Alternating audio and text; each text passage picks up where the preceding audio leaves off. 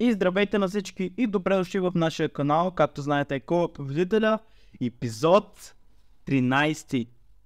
За мен е чест удоволствие да си прекарам с вас всички епизоди, така че в този епизод реших да включа Джена. Предполагам всеки я знае, певицата Джена, и Джордан ще включа. А след това ще включа Васко Василев. Точно. Чухте правилно. Васко Василев ще включа, защото ще бъде много интересно, така че ако ви харесва, може да се абонирате за канала ми и дадете един лайк, subscriber и може да последвате долу в описанието в социалните мрежи, в Instagram, в TikTok, ако искате, разбира се. Така че нека да започваме. Джена, певица.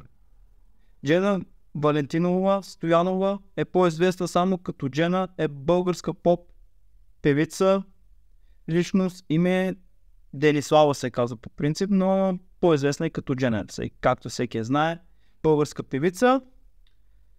На 3 юли е родена през 1985 година, извинявам се, на 38 години, от Разград е родена, Република България. Музикалната ѝ кариера е Джена Моник Нова Денислава, стил поп-фолк, инструментал, вокал и пиано.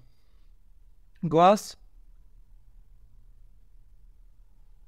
Активност от 2005 година. Тогава казвам се родил. Това е много яко. От Пайнер. Певица известна в ритм по-фолк жанр, като дискографията ѝ има песни с фолк, клор и поп. Днес звучението е през кариерата си издава някои песни на гръцки език и както една песен на македонски език. Част от песните ѝ, които изпълнява, са композирани от нея. Браво за което.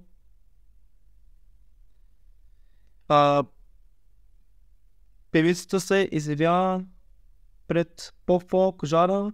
През кариерата си издава няколко песни на гръцки език, една песен на македонски език. Част от песните, които изпълнява с компенсиране от нея или на нейния текст. Към 2021 Джена издава общо 10 албума и 6 поп-фолк албума, 2 фолклорни албуми и 2 поп-фолк комбинации.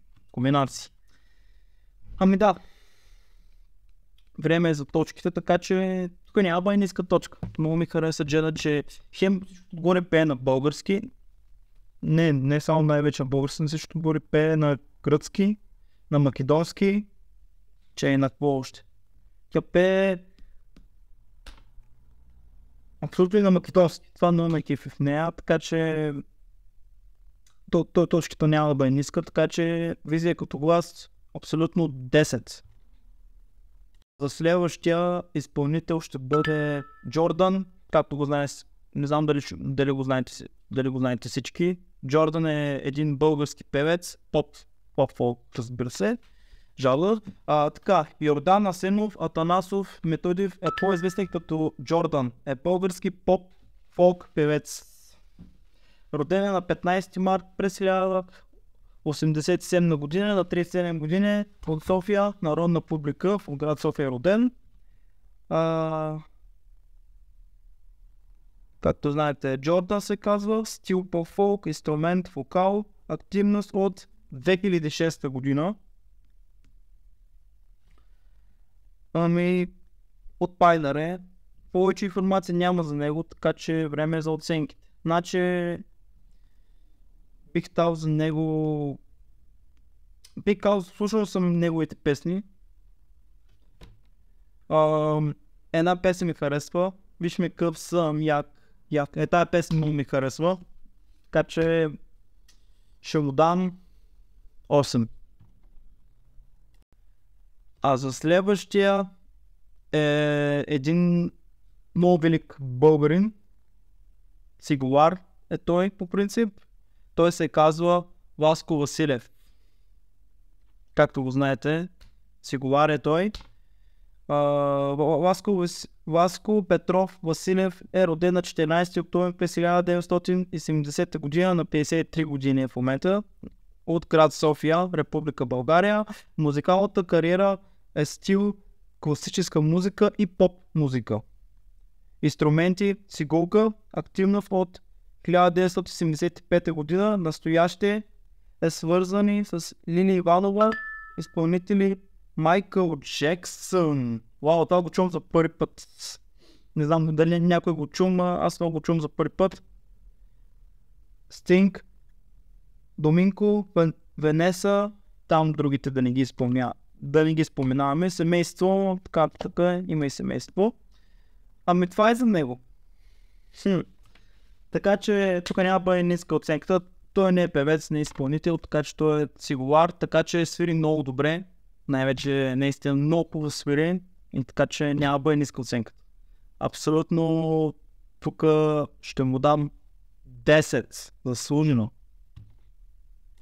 Уважаеми зрители, аз прецених да включа на финала хем един изпълнител и цигулар. Това е, първо ще включа Васко Василев и втория ще включа, ще бъде певица, както знаете, Джена. Ще бъдат на финала в момента. Реших тях да ги включа, защото има нещо в тях и виждам като за финал. Ще става за финал, защото са наистина много добри. Джена е много добра певица, Васко Василев е много добър цигулар, така че реших да ги включа тях, защото са много добри в това, което правят. Имат талант, имат качества, така че тук е финала. Трябва да кажа кой ще бъде победителя, така че